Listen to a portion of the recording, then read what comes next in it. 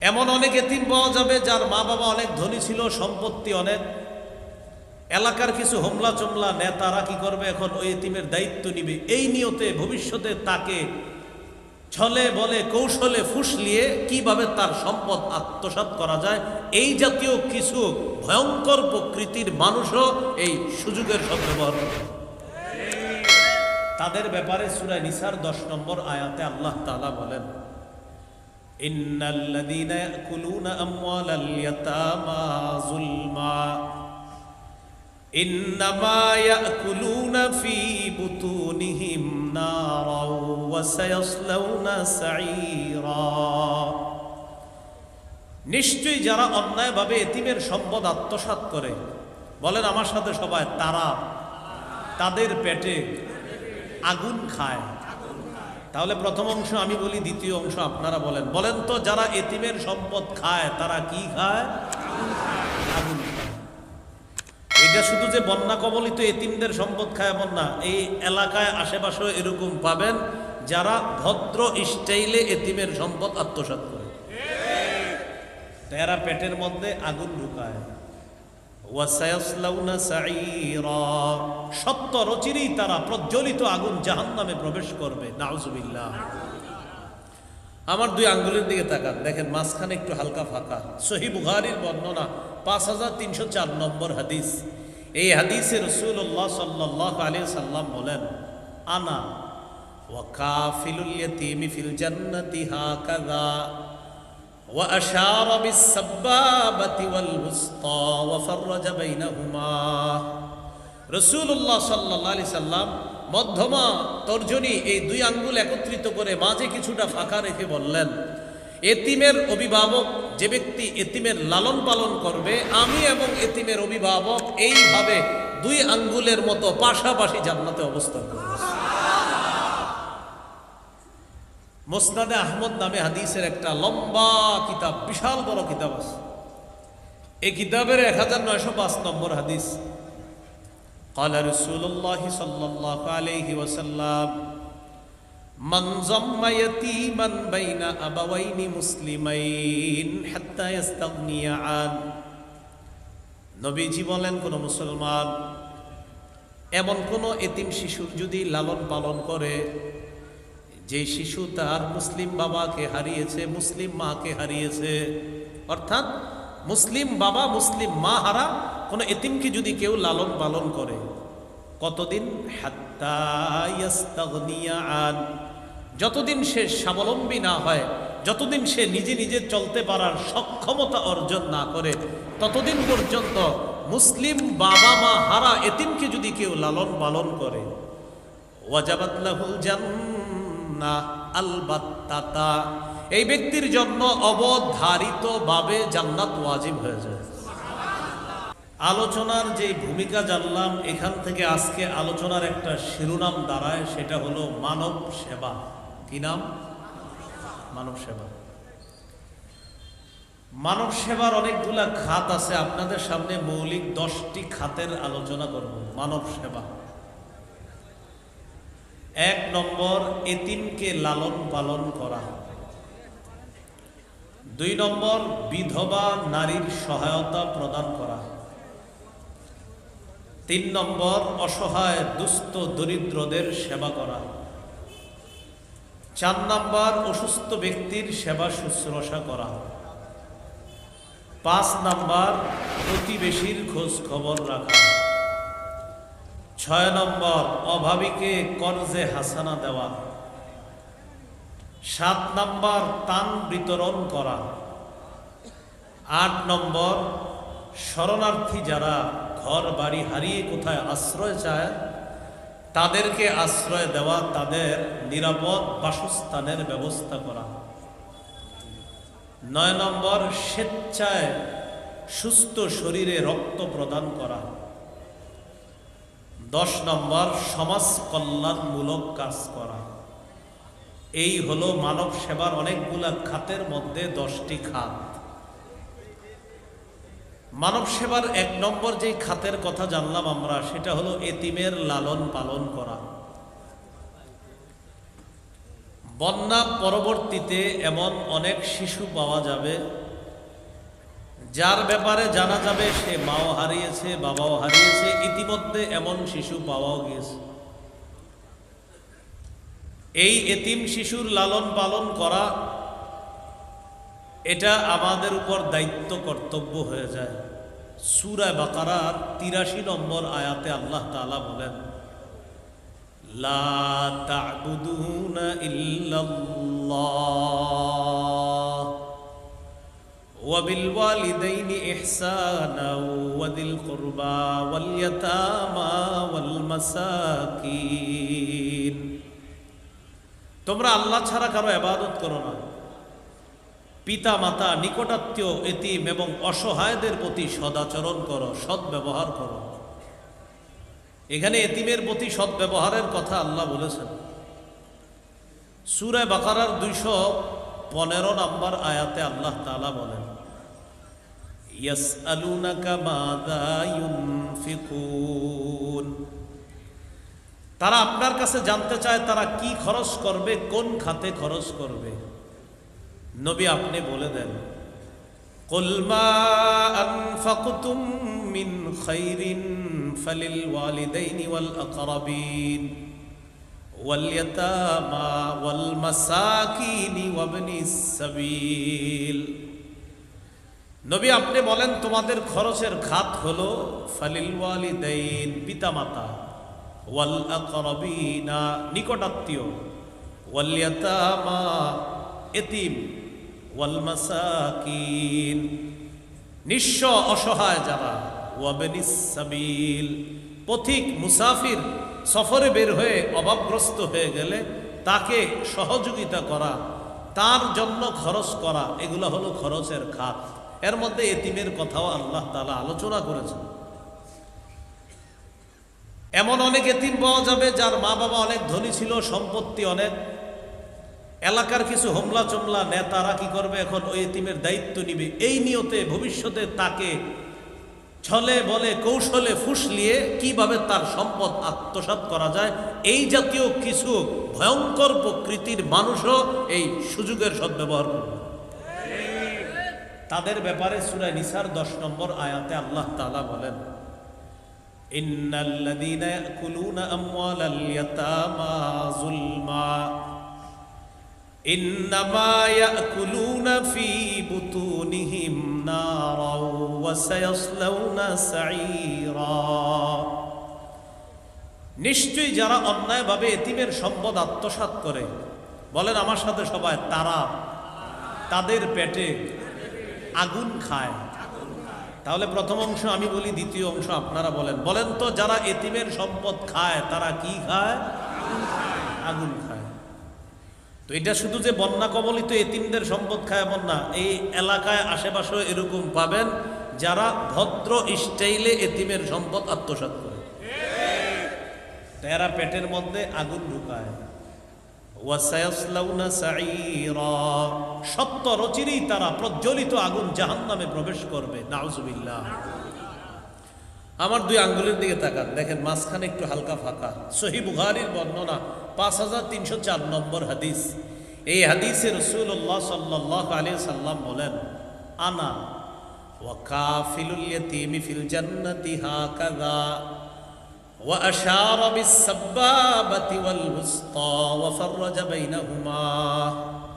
রাসূলুল্লাহ সাল্লাল্লাহু আলাইহি সাল্লাম মধ্যমা তর্জনী এই 2 আঙ্গুল একত্রিত করে মাঝে কিছুটা ফাঁকা রেখে বললেন, এতিমের অভিভাবক, যে ব্যক্তি এতিমের লালন পালন করবে, আমি এবং এতিমের অভিভাবক এইভাবে 2 আঙ্গুলের মতো পাশাপাশি জান্নাতে অবস্থান করব। মুসনাদে আহমদ নামে হাদিসের একটা লম্বা কিতাব, বিশাল বড় কিতাব আছে। এই কিতাবের 1905 নম্বর হাদিস।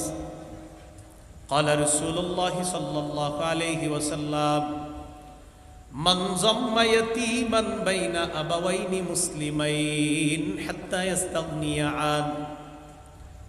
নবীজি বলেন, কোন মুসলমান এমন কোন এতিম শিশুর যদি লালন পালন করে, যে শিশু তার মুসলিম বাবাকে হারিয়েছে, মুসলিম মাকে হারিয়েছে, অর্থাৎ মুসলিম বাবা মুসলিম মা হারা কোনো এতিমকে যদি কেউ লালন পালন করে, কতদিন? হাত্তা ইয়াস্তাগনিয়া আন, যতদিন সে স্বাবলম্বী না হয়, যতদিন সে নিজে নিজে চলতে পারার সক্ষমতা অর্জন না করে, ততদিন পর্যন্ত মুসলিম বাবা মা হারা এতিমকে যদি কেউ লালন পালন করে, ওয়াজাবাত লাহুল জান্নাহ, আলবাত্তাতা, এই ব্যক্তির জন্য অবধারিতভাবে জান্নাত ওয়াজিব হয়ে যায়। তাহলে মানব সেবার 1 নম্বর একটা খাত জানলাম, এতিমের লালন পালন করা। আমরা যথাসাধ্য যার যার সামর্থ্য অনুযায়ী এতিমদের পাশে দাঁড়ানোর চেষ্টা করব, আল্লাহ তৌফিক দান করেন। দ্বিতীয় খাত, বিধবাদের সহায়তা প্রদান করা। দেখেন, এই বন্যার কারণে অনেক পুরুষ স্ত্রী হারা হয়েছে, অনেক স্ত্রী স্বামী হারা হয়েছে। আমরা আল্লাহর কাছে আশাবাদী একজন পুরুষ তার এই ভয়ঙ্কর পরিস্থিতিটা কাটিয়ে সে আবার ঘুরে দাঁড়াবে ইনশাল্লাহ, একজন পুরুষ।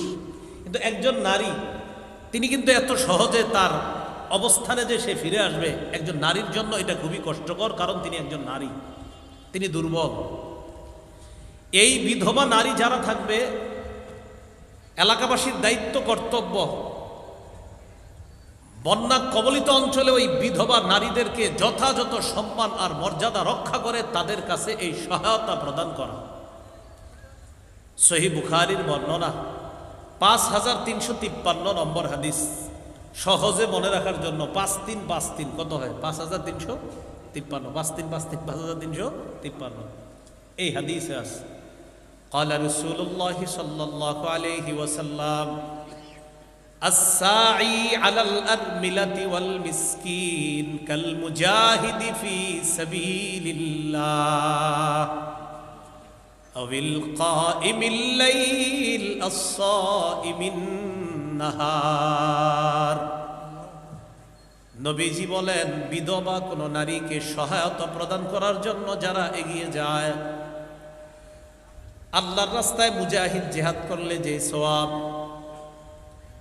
সারা রাত নফল নামাজ পড়লে যে সওয়াব, সারা দিন নফল রোজা রাখলে যে সওয়াব, বিধবা নারীকে সহায়তা প্রদান করলে মুজাহিদ সারা রাত নফল নামাজ আদায়কারী আর সারা দিন নফল রোজা আদায়কারীর সওয়াব আল্লাহ তার আমল নামায় দিয়ে দেয়। বিধবাকে সহায়তা প্রদান করা, জিহাদ করলে যে সওয়াব, সারা রাত নফল নামাজ পড়লে যে সওয়াব, সারাদিন নফল রোজা রাখলে যে সওয়াব, আল্লাহ তাআলা শুধু বিধবাকে সহায়তা প্রদান করার কারণে আল্লাহ তাকে এই সওয়াব দান করেন। এ হলো মানব সেবার দ্বিতীয় খাত। মানব সেবার 3 নম্বর খাত, অসহায় দুস্থ দরিদ্রদের মাঝে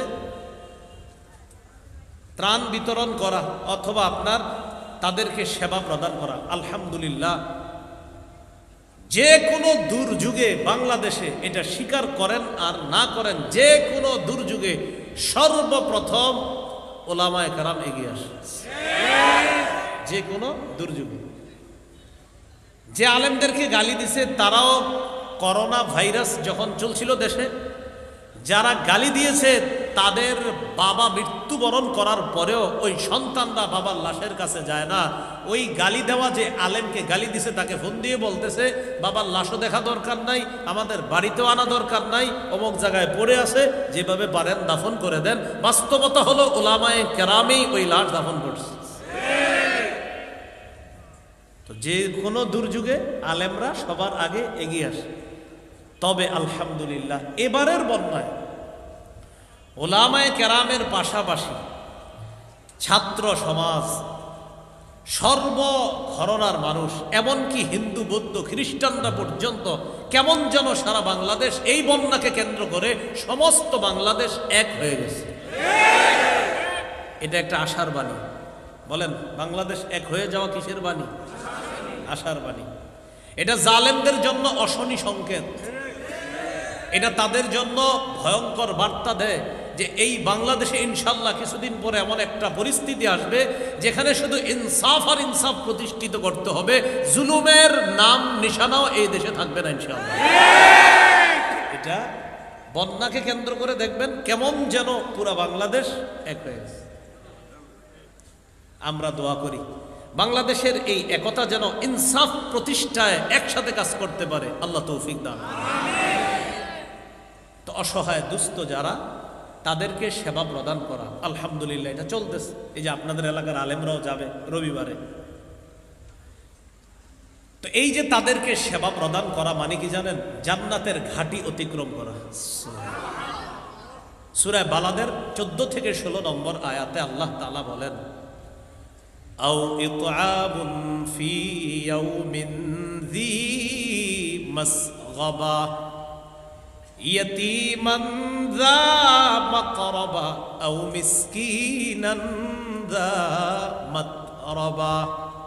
নবী আপনি জানায়া দেন, ক্ষুধার দিনে খাবার খাওয়ানো, এতিম নিকটাত্মীয়কে খাবার খাওয়ানো, ভুলণ্ঠিত অভাবগ্রস্তকে খাবার খাওয়ানো মানে জান্নাতের ঘাটি অতিক্রম করা।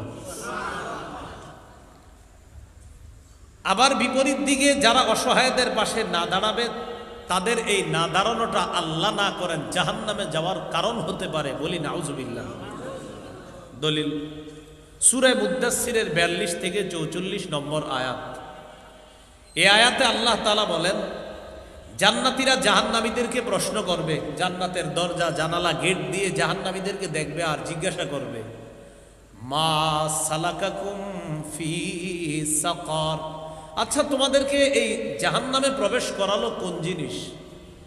জাহান্নামীরা জবাব দিবে, ক্বালু লাম নাকু মিনাল মুসাল্লিন, আমরা নামাজ পড়তাম না, ওয়ালাম নাকু নুতঈমুল মিসকিন, আমরা অসহায়দেরকে খাবারের ব্যবস্থা করতাম না। এই অপরাধের কারণে আজকে আমাদের অবস্থান জাহান্নামে, বলি নাউজুবিল্লাহ। ক্ষুধার্তকে খাবার খাওয়ানো ইসলামের শ্রেষ্ঠ রীতিনীতির অন্তর্ভুক্ত। এলাকার মুসলমানরা যারা আমার আলোচনাটা শুনতেছেন, আপনারা অনেক সময় ওলামায়ে কেরামকে দাওয়াত দিয়ে খাওয়ান, ভালো কথা। একজন আলেমকে দাওয়াত দেওয়ার পর অনেক আইটেম করেন, অথবা আপনার কোটিপতি আত্মীয়কে দাওয়াত দিয়ে অনেক আইটেম করেন আপনারা, এটা কিন্তু সত্যি কথা। আপনার কলিগকে আপনি দাওয়াত দিয়ে খাওয়ান, এটাও সত্য। এলাকার গরিব অসহায় দুস্থদেরকে কয়দিন আপনি এরকম দাওয়াত দিয়ে খাওয়াইয়েছেন? সর্বোচ্চ খাওয়াইলে শুক্রবার দিন হয়তো দরজায় বসায়া একটা প্লেটে ভাত দিয়ে ওই ঘরের সামনে বসায়া খাওয়াই দিয়েছেন। আপনাদেরকে একটা বুদ্ধি শিখিয়ে দিই, মাঝে মাঝে এই জাতীয় গরিব যারা একদম অসহায় ভিক্ষা করে তাদেরকে কানে কানে বলবেন, আগামী শুক্রবার জুমার পরে আমার বাসায় তোমার দাওয়াত, আমার ঘরে তুমি খাবা। তো সে চিন্তা করবে, ওনার ঘরে খাওয়া মানে মনে হয় ঘরের দরজায় বসবো আমি, প্লেটে কিছু খানা দিবে, আমি খেয়ে চলে আসবো। তো ওই ব্যক্তি পরের দিন, পরের জুমায় যখন আপনার বাসায় যাবে, আপনার ঘরে যাবে, তাকে একজন আলেমকে দাওয়াত দিলে ঠিক যেখানে বসাইতেন তাকেও ঘরে ঠিক সেখানে বসাবেন, মেহমানদেরকে যেখানে বসাইতেন তাকেও। সে তো বিশ্বাস করবে না, এগুলো কি করতেছে। আপনি সেখানে বসাবেন, বসায় তাকে খাওয়াবেন। হাদিসে আসছে, এই জাতীয় মানুষগুলাকে হঠাৎ খুশি করে দিলে ওই ব্যক্তির জন্য জান্নাত ওয়াজিব হয়ে যায়। সে কিরকম খুশি হবে হঠাৎ, আমার এইখানে বসাইছে। তো এরা হলো ক্ষুধার্ত, এদেরকে মেহমানদারির ব্যবস্থা করেন। আমি বলছি ক্ষুধার্তদেরকে আপনি একদিন বাসায় দাওয়াত দিয়ে খাওয়ান। সহিহ বুখারীর বর্ণনা 12 নম্বর হাদিস, আন্না রাজুলান সাআলান নবী সাল্লাল্লাহু আলাইহি ওয়াসাল্লাম আইয়ুল ইসলামি খায়রুন ইয়া রাসূলুল্লাহ, ওগো আল্লাহর নবী আপনার কাছে জানতে চাই ইসলামের কোন শিষ্টাচারটা সবচেয়ে উত্তম। فقال رسول الله صلى الله عليه وسلم تطعم الطعام, নবী জবাব দিলেন, ক্ষুধার্তকে খাবার খাওয়ানো এটা ইসলামের শ্রেষ্ঠ রীতিনীতির একটা অংশ। ক্ষুধার্তকে খাবার খাওয়ানো এটা হলো ইসলামের সবচাইতে উত্তম, সবচাইতে একটা সৌন্দর্যতা, যে কোনো ক্ষুধার্ত মানুষকে খাবারের ব্যবস্থা করা।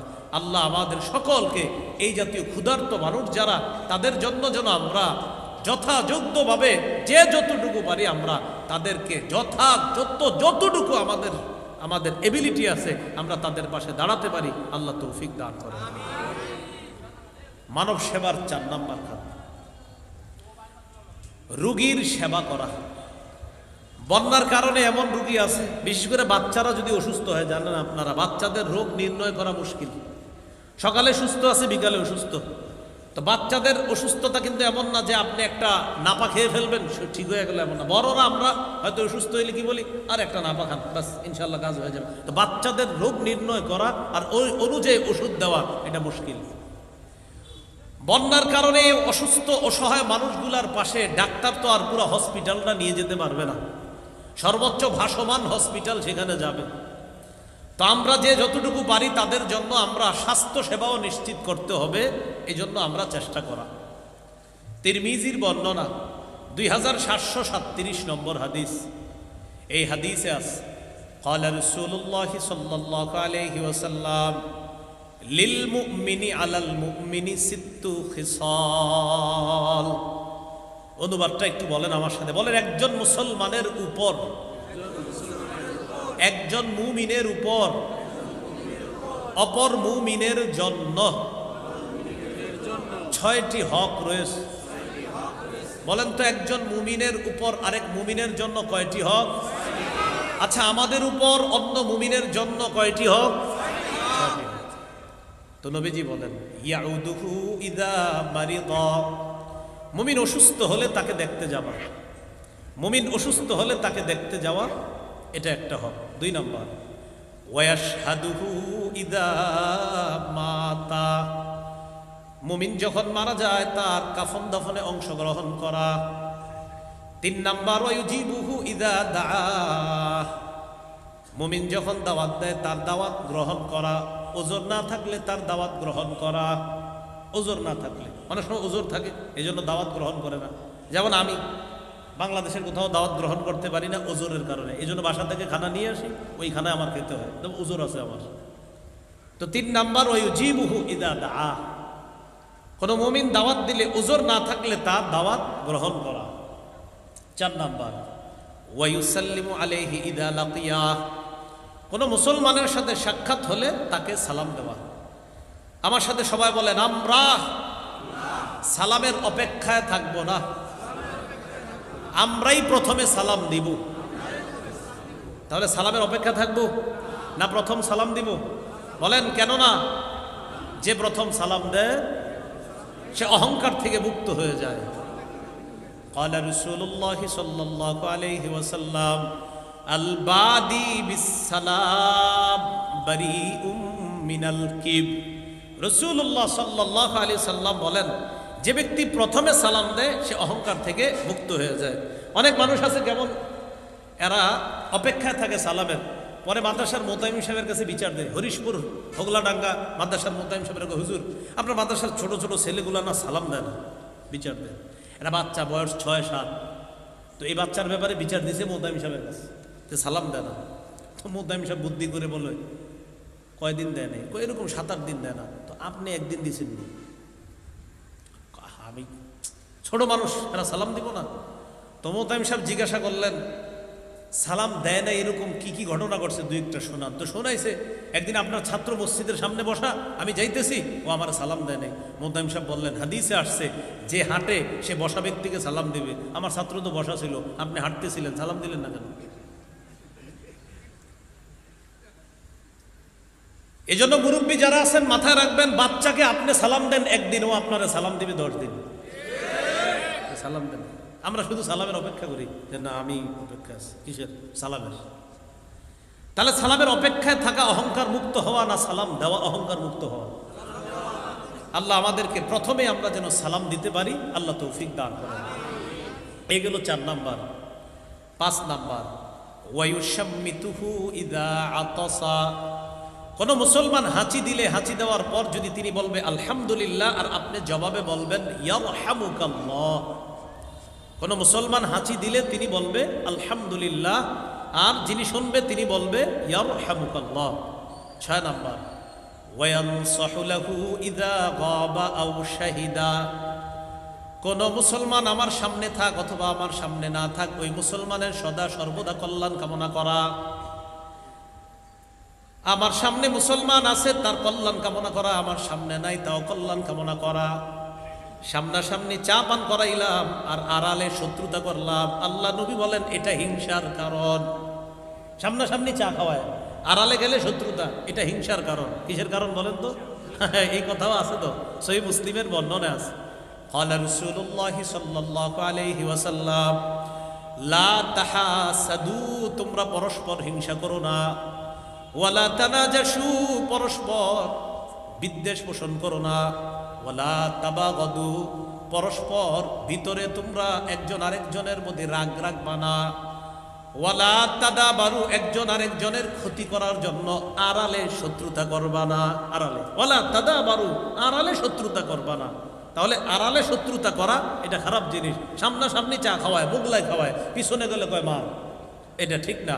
রাসূলুল্লাহ সাল্লাল্লাহু আলাইহি সাল্লাম বলেন 6 নাম্বার হক, আমার সামনে আমার মুমিন ভাই আছে অথবা আমার সামনে আমার মুমিন ভাই নাই, আমি তার কল্যাণ কামনা করা এটা আমার উপর দায়িত্ব, কর্তব্য। আল্লাহ আমাদের সকলকে অসুস্থ ব্যক্তির সেবা যেন আমরা যে কোনোভাবে, আমাদের আশেপাশেও যদি কেউ অসুস্থ হয় তাদেরও যেন সেবা করতে পারি, আল্লাহ তৌফিক দান করেন। তো এই জায়গায় আলোচনা হলো অসুস্থ ব্যক্তির সেবা নিশ্চিত করা। তো বন্যা কবলিত এলাকাগুলোতে আহারে মানুষ এমন এমন অসুস্থতায় আছে, হসপিটালও যেতে পারে নাই, 8 দিন 9 দিন 10 দিন, কোথায় হসপিটাল, হসপিটালের কোনো খবর নাই, অসুস্থ হয়ে পড়ে আছে। তাদের সেবা নিশ্চিত করা, তাদের স্বাস্থ্য সেবা নিশ্চিত করা এটা আমাদের দায়িত্ব, কর্তব্য। আল্লাহ তৌফিক দান করেন। সহিহ বুখারীর একটা বর্ণনা শুনি আমরা, 5373 নম্বর হাদিস। قال رسول الله صلى الله عليه وسلم أطعموا الجائع وعودوا المريض। রাসূলুল্লাহ সাল্লাল্লাহু আলাইহি ওয়াসাল্লাম বলেন, আতইমুল জাইআ, ক্ষুধার্ত ব্যক্তিকে খাওয়াও, ওয়াউদুল মারিদ, অসুস্থ ব্যক্তির সেবা করো, অসুস্থ ব্যক্তিকে দেখতে যাও, ওয়াফুকুল আনিয়া, নিরপরাধ মানুষকে জেলখানা থেকে ছুটানোর ব্যবস্থা করো। কটা হুকুম করছে? 3টা। 1 নম্বর আতইমুল জাইআ, ক্ষুধার্ত ব্যক্তিকে খাওয়াও। 2 নম্বর ওয়াউদুল মারিদ, অসুস্থ ব্যক্তিকে সেবা শুশ্রূষা করো। 3 নম্বর ওয়াফুকুল আনিয়া, যারা নিরপরাধ তাদেরকে জেলখানা থেকে ছুটানোর ব্যবস্থা করো। জেলখানায় এমন নিরপরাধ মানুষ পাবেন, উনি 12, 13, 14, 15 বছর জেলখানায় আছে, ওনাকে জিজ্ঞাসা করবেন আপনি কেন, উনি বলবে আমি জানি না আমি কেন। উনি কি বলবে? আমি জানি না আমি কেন। ওই ইস্যুকে কেন্দ্র করে হয়তো জেলে গেছে, এক ইস্যু ঢাকার জন্য আরেক ইস্যু তৈরি হয়েছে হয়তো কোনো কারণে, আর ঘটনাচক্রে ওই ইস্যুর ভিতরে বেচারা পড়ে গেছে, বাস জেলখানা আছে। এরকম এই বেচারা অনেক দিন ধরে আস নিরপরাধ, এদেরকে ছুটানোর ব্যবস্থা করা। তো এই হাদিসে আসছে উদুল মারিদ, অসুস্থ ব্যক্তির সেবা শুশ্রূষা করা, এটা রাসূলুল্লাহ সাল্লাল্লাহু আলাইহি সাল্লামের হুকুম। আমরা নবীর এই আদেশটা সবাই পালন করার চেষ্টা করব, আল্লাহ তৌফিক দান করুন। সহিহ মুসলিমের একটা হাদিস শুনি, 2568 নম্বর হাদিস। এই হাদিসের মধ্যে আছে, قال رسول الله صلى الله عليه وسلم من عاد مريضا لم يزل في خرفة الجنة حتى يرجع। কোন ব্যক্তি যদি কোনো অসুস্থ ব্যক্তিকে দেখতে যায়, আপনি আপনার অসুস্থ খালাকে দেখতে গেলেন, অসুস্থ মামা নানা নানু তাদেরকে দেখতে গেলেন, অথবা অসুস্থ কোনো প্রতিবেশীকে দেখতে গেলেন, আপনি ফিরে আসার আগ পর্যন্ত নবী বলেন জান্নাতের ফল বাগানে তুমি ফল আহরণ করতে থাকো। জান্নাতের ফল বাগানে ফল আহরণ করতে থাকো। সহিহ মুসলিমের আরেকটি বর্ণনা শুনি, 2569 নম্বর হাদিস। এই হাদিসের মধ্যে আছে, قال رسول الله صلى الله عليه وسلم يقول الله يوم القيامة يا ابن آدم। আল্লাহ তাআলা কিয়ামতের ময়দানে বলবে, হে আদম সন্তান, মারিতু ফালাম তাউদনি। আল্লাহ তাআলা বলবেন, আমি অসুস্থ হলাম, তুমি আমাকে দেখতে আসো নাই। কে বলবে? বলেন কে বলবে? আল্লাহ তাআলা বলবে, আমি অসুস্থ হয়েছি, তুমি আমাকে দেখতে আসোনি। বান্দা বলবে, কাইফা আউদুকা ওয়া আনতা রব্বুল আলামিন। আল্লাহ, আপনি বিশ্ব জগতের রব, আপনাকে আবার কিভাবে দেখতে যাব? আপনার সেবা শুশ্রূষা কিভাবে করব? আপনি না বিশ্ব জগতের রব। তখন আল্লাহ তাআলা জবাব দিবেন, আমা আলিমতা আন্না আবদি ফুলানান মারিদা। তুমি কি জানো নাই আমার অমুক বান্দা অসুস্থ হয়েছে? ফালাম তাউদুহু, আমার ওই বান্দাকে তুমি দেখতে যাও নাই। আমা আলিমতা আন্নাকা লাউ উত্তাহু লা ওয়াজাদতানি ইনদাহু। তুমি জানো, তুমি যদি আমার ওই অসুস্থ বান্দার কাছে যাইতা, তার সেবা শুশ্রূষা করতা, আমি আল্লাহকে ওই অসুস্থ বান্দার কাছে তালাশ করে পাইতাম।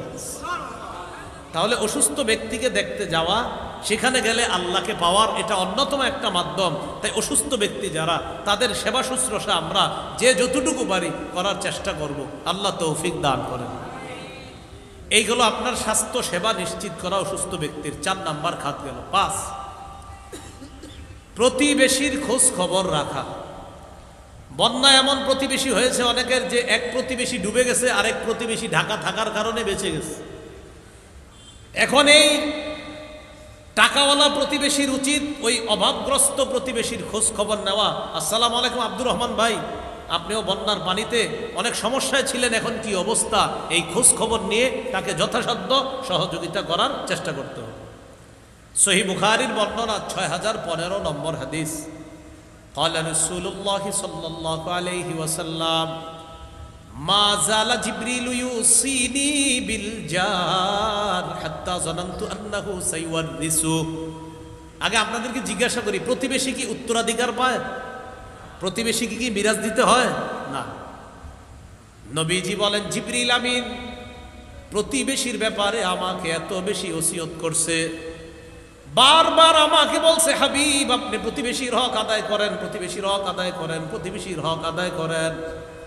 আমাকে এত বেশি বলছে, আমি চিন্তায় পড়ে গেলাম, ধারণা করে ফেললাম, না জানি কখন জিবরিল আমিন এসে বলে দেয় আল্লাহ তাআলা প্রতিবেশীকেও উত্তরাধিকার বানিয়ে দিছে। মানে নবীজি বলেন আমি চিন্তায় পড়ে গেলাম যে জিবরিল আমিন কখন আইসা এটা বলে ফেলে কিনা যে প্রতিবেশী এখন থেকে মিরাজ পাবে, কিন্তু পাবে না, মানে মিরাজ পাবে না। কিন্তু নবী বলেন এত বেশি আমাকে বলছে প্রতিবেশীর কথা, আমি চিন্তিত হয়ে গেলাম, না জানি কখন জিবরিল আমিন এসে বলে ফেলে যে হাবিব এখন থেকে মিরাজ যে দিবেন প্রতিবেশীকেও দিতে হবে, আমি এমনটা মনে করে ফেললাম। তাহলে কতটা গুরুত্ব! আল্লাহ আমাদেরকে প্রতিবেশীর হক আদায় করার তৌফিক দান করেন। প্রতিবেশীর হক কি? আপনি একটা বড় বিল্ডিং বানাবেন 6 তালা, প্রতিবেশীর বিল্ডিং হলো 1 তালা, আপনি বিল্ডিং বানাবেন 2 তালা। 2 তালা বিল্ডিং বানানোর কারণে তার দক্ষিণা বাতাস বন্ধ হয়ে যাবে। আপনি এই 2 তালা বিল্ডিং করার আগে পাশের প্রতিবেশীর সাথে পরামর্শ করবেন আর বলবেন, নবী হাদিসের মধ্যে বলছে বড় বিল্ডিং বানায় বাতাস বন্ধ করেও প্রতিবেশীকে কষ্ট দেওয়া যাবে না।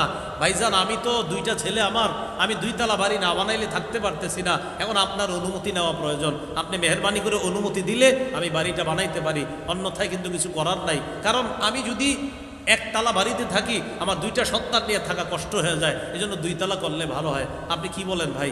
তো উনি তো আশ্চর্য হয়ে যাবে, আরে কি বলেন, আপনার বাড়ি আপনি করবেন, এগুলো আবার অনুমতি লাগে নাকি? তখন আপনি বলবেন, যদিও অনুমতি লাগে না, আপনি বললেন আমি বাড়ি করব আমার টাকা দিয়ে, কিন্তু নবীজি বলছেন প্রতিবেশীর পাশে বড় বাড়ি করে তার বাতাসও বন্ধ করা যাবে না, আমি 2 তালা করলে আপনার তো বাতাস বন্ধ হবে, এই জন্য আপনার কাছে আসছি, মেহেরবানি করে অনুমতি দেন। আশাবাদী ওই প্রতিবেশী অনুমতি দিবে, মোয়ানাকা করবে, খোলাখুলি করবে, আপনার জন্য দোয়াও করবে, ভাই আপনি বাড়ি বানান। আমি বলছিলাম আপনি অন্তত এতটুকু বলে নেবেন, কারণ নবীজি বলছে তুমি বাড়ি বানাবা আর আমার পাশের উম্মত কষ্ট পাবে, আমি নবী তোমাকে এই অধিকার দিচ্ছি না। রাসূলুল্লাহ সাল্লাল্লাহু আলাইহি সাল্লাম আরো আরেকটু বাড়িয়ে বলতেছেন, তুমি যদি ফল নিয়ে তোমার বাসায় আসো, ফল নিয়ে তোমার ঘরে ঢোকার সময় প্রতিবেশীর বাচ্চা তোমার ফল দেখলো, দেখার পর এখন তুমি বাসায় নিয়ে ফল দিলা তোমার বাচ্চাকে, দেখবেন সাধারণত আপেলের কোয়া অথবা কমলার একটা কোয়া যদি বাচ্চাকে দেন, বাচ্চাদের স্বভাব হলো দৌড়ে এটা নিয়ে বাইরে চলে যায়। নবীজি বলেন তোমার বাচ্চা ফল খাবে, বাহিরে গিয়ে আর প্রতিবেশীর বাচ্চা তোমার বাচ্চার হাতে ফলটা দেখবে আর তার বাচ্চা কষ্ট পাবে, আর বাবাকে গিয়ে বলবে আব্বা ওর আব্বু ফল আনছে তুমি তো আনো নাই, আমি নবী তোমাকে এই অধিকার দিচ্ছি না আমার কোনো প্রতিবেশীর ছোট্ট বাচ্চাকে কষ্ট দেওয়ার। তাহলে কি করা যাবে? নবীজি বলেন তোমার যদি ফল খাইতে হয় এমনভাবে বাসায় ঢুকাও যেন বাহিরের মানুষগুলা না দেখ, এইভাবে নাও। আর যদি বলো না আমি কাঁঠাল না সবাইরে দেখায় নিব, নবীজি বলেন তাহলে সবাইরে দেওয়ার ব্যবস্থা করো। আর একটা হাদিসে আসছে নবীজি বলেন গোস্ত যখন রান্না ঝোল বাড়ায় রান্না। সাহাবীরা বললেন ঝোল বাড়াবো কেন? নবীজি বললেন গোস্ত রানলে ঘ্রাণ যায়, ঘ্রাণে প্রতিবেশীর খাইতে মন চায়। তো আমার কোনো প্রতিবেশী উম্মত, তোমার প্রতিবেশী উম্মত, সেই উম্মত কষ্ট পাবে তোমার গোস্তের ঝোলের ঘ্রাণে, আমি নবী তোমাকে এই অধিকার দিচ্ছি না। তাই যদি পারো আমার ওই উম্মতকে তুমি গোস্ত দিতে না পারলেও ঝোল দেও, অন্তত ঝোল দিয়েও ভাত খাওয়া যায়, রুটি খাওয়া যায়। যদি বলো না আমি গোস্ত দিব না, তো এমনভাবে গোস্ত ইলিশ মাছ রান্না করো যেন এটার ঘ্রাণ বাহিরে না যায়। এটা প্রতিবেশীর হক, দায়িত্ব, কর্তব্য। আল্লাহ কথাগুলা বুঝে শুনে আমল করার তৌফিক দান করে।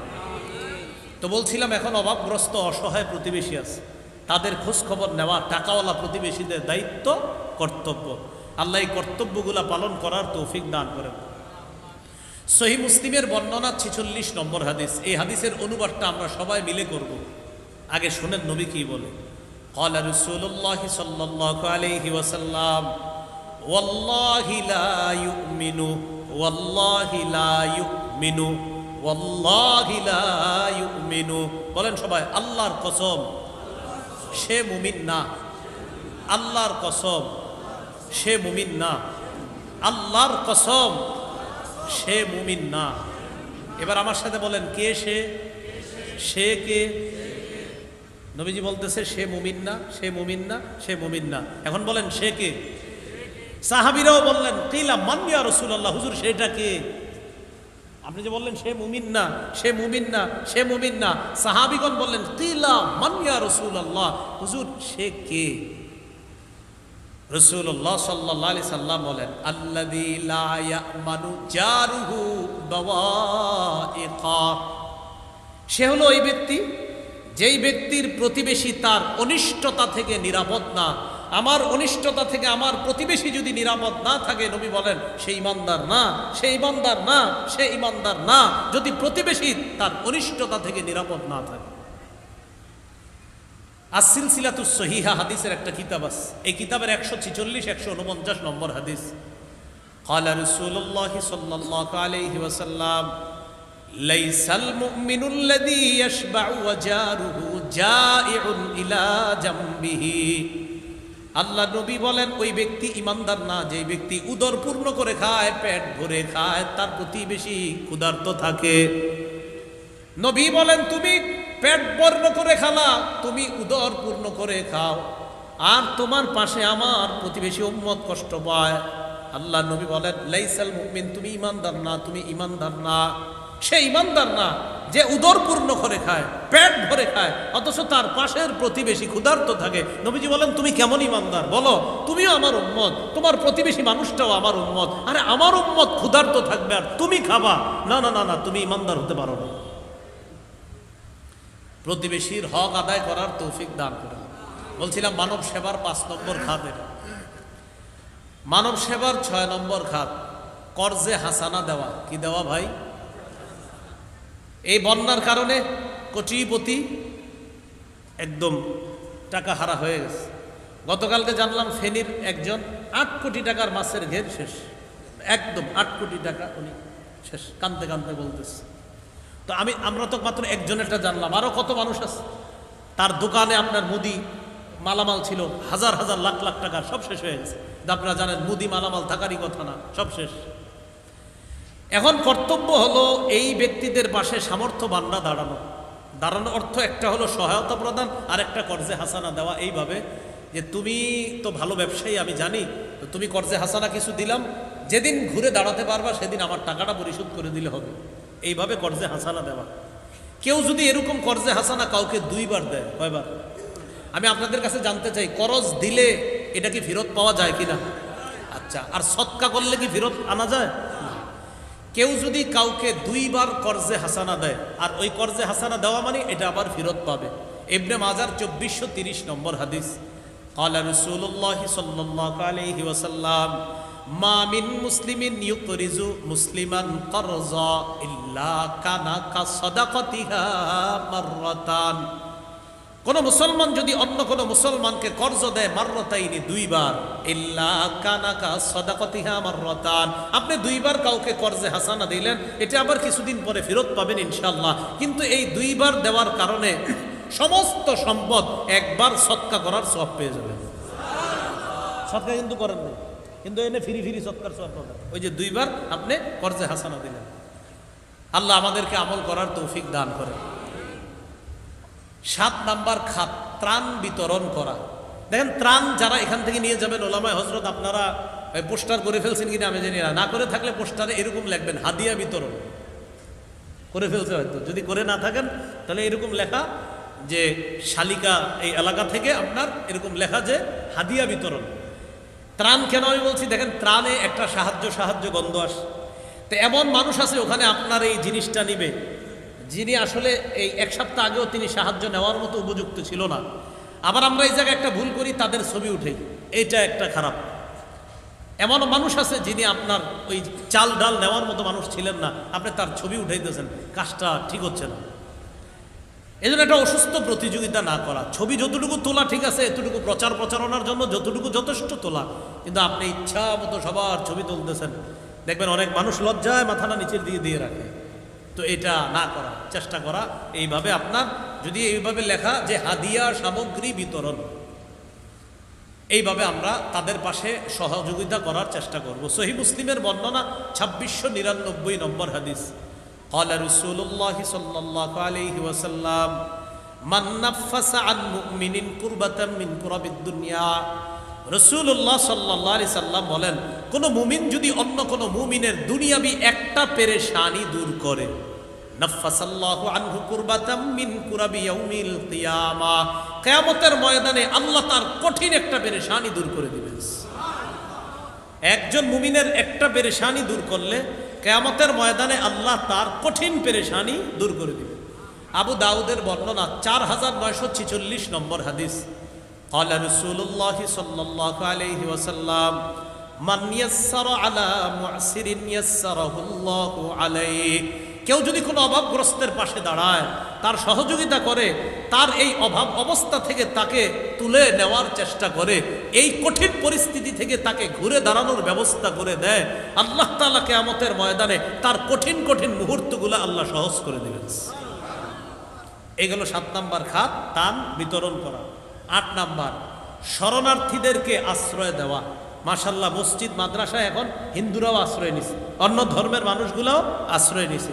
এই জন্য এই বিষয়টা কেন্দ্র করে আপনারা একটু লেখালেখি চালান যে ইসলাম এমন এক ধর্ম, যেই ধর্ম কোনো দেশে যদি কায়েম হয়ে যায়, ওই দেশে মুসলমান সহ সমস্ত ধর্মের মানুষগুলোর জন্য শান্তি নিরাপত্তা নিশ্চিত হয়ে যায়। কোন ধর্ম কায়েম হলে বলেন তো? ইসলাম ধর্ম। আল্লাহর কাছে সবাই দৈনিক অন্তত 2 রাকাত নফল নামাজ অতিরিক্ত পড়ে দোয়া করবেন, আল্লাহ মরার আগে যেন বাংলাদেশে ইসলামী হুকুমত দেখে যেতে পারি। করবেননি দোয়া? অতিরিক্ত 2 রাকাত নামাজ এই নিয়তে পড়বেন। তো শরণার্থীদেরকে আশ্রয় দেওয়া, এটা তাদের প্রতি দয়া প্রদর্শন করা। আবু দাউদের বর্ণনা 4941 নম্বর হাদিস। قال رسول الله صلى الله عليه وسلم ইরহামু মান ফিল আরদি ইয়ারহামকুম মান ফিস সামা। রাসূলুল্লাহ সাল্লাল্লাহু আলাইহি সাল্লাম বলেন, তোমরা জমিনবাসীর প্রতি দয়া করো, আসমানওয়ালা তোমাদের প্রতি দয়া করবে। সহিহ বুখারীর বর্ণনা 7273 নম্বর হাদিস, 7273 7273। قال رسول الله صلى الله عليه وسلم لا يرحم الله من لا يرحم الناس। যে মানুষের প্রতি দয়া করে না, আল্লাহ তার প্রতি দয়া করে না। যে মানুষের প্রতি দয়া করে না, আল্লাহ তার প্রতি দয়া করে না। আমরা মানুষের প্রতি দয়া করব যেমন আসমান ওয়ালা আমাদের প্রতি দয়া করে। আল্লাহর রহমতের চাদরে আমরা সবাই যেন আবদ্ধ হয়ে যেতে পারি, আল্লাহ তৌফিক দান করেন। মানব সেবার 9 নম্বর খাত, রক্ত দান করা স্বেচ্ছায়। মুফতি সাহেবদের ফতুয়া হলো শরীরের অঙ্গ প্রত্যঙ্গ দেওয়া যাবে না, তবে রক্ত দেওয়া যাবে। কি দেওয়া যাবে বলেন তো? রক্ত প্রয়োজনে দেওয়া যাবে। আপনার সুস্থ শরীরের রক্তে যদি অন্য কোনো মানুষের প্রাণ বেঁচে যায়, এটা দেওয়া মুফতি সাহেবগণ জায়েজ বলেছেন।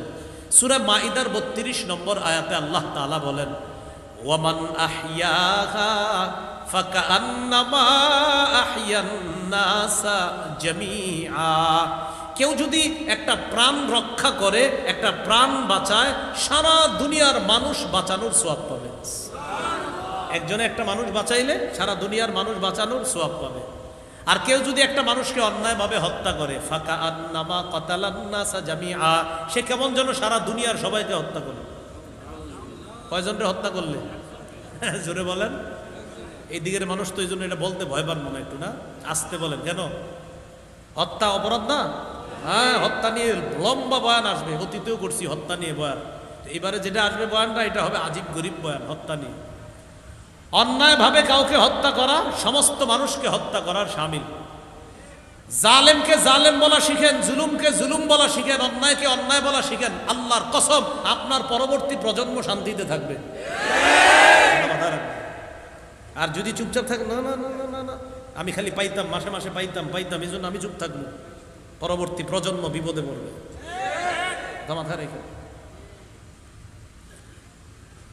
স্বেচ্ছায় রক্তদান করা, বললাম স্বেচ্ছায় রক্ত দিলে কোনো মানুষের প্রাণ যদি বেঁচে যায়, সারা পৃথিবীর মানুষকে বাঁচানোর সওয়াব পাওয়া যাবে। এই স্বেচ্ছায় রক্তদানে আমরা অংশগ্রহণ করার চেষ্টা করব ইনশাআল্লাহ। 10 নম্বর, সমাজ কল্যাণমূলক কাজ করা। সমাজ কল্যাণমূলক কাজ দুইভাবে হয়, এককভাবে, সাংগঠনিকভাবে। তবে বন্যা কবলিত মানুষের জন্য যদি আপনারা কাজ করেন, এককভাবে না করে সাংগঠনিকভাবে করাটা, এটাই বেশি বেটার, এটাই ভালো। সাংগঠনিকভাবে করলে এটা ভালো হয়। তো সাংগঠনিকভাবে করার সবচেয়ে বড় দৃষ্টান্ত আমাদের নবীজি সাল্লাল্লাহু আলাইহি সাল্লামের প্রতিষ্ঠিত হিলফুল ফুজুল সংগঠন, যে সংগঠনের মাধ্যমে রাসূলুল্লাহ সাল্লাল্লাহু আলাইহি সাল্লাম অসহায়, দুস্থ, এতিম, অনাথ সহ বিধবা যাদের পাশে নবীজি দাঁড়াতেন, এই কাজগুলো আল্লাহ রাসূল পৃথিবীবাসীর জন্য শিক্ষা রেখে গিয়েছেন। এই 10টা খাত মানব সেবার আলোচনা করলাম। আল্লাহ তাআলা আমাদের সকলকে, আমরা যেভাবে যেখান থেকে পারি, বর্তমানে আমাদের বাংলাদেশে যারা পীড়িত, যারা বর্তমানে কঠিন অবস্থার মধ্যে দিয়ে তাদের জীবনটা পার করতেছে, তাদের পাশে দোয়ার মাধ্যমে, অর্থের মাধ্যমে যেভাবে পারি আমরা যেন দাঁড়াতে পারি।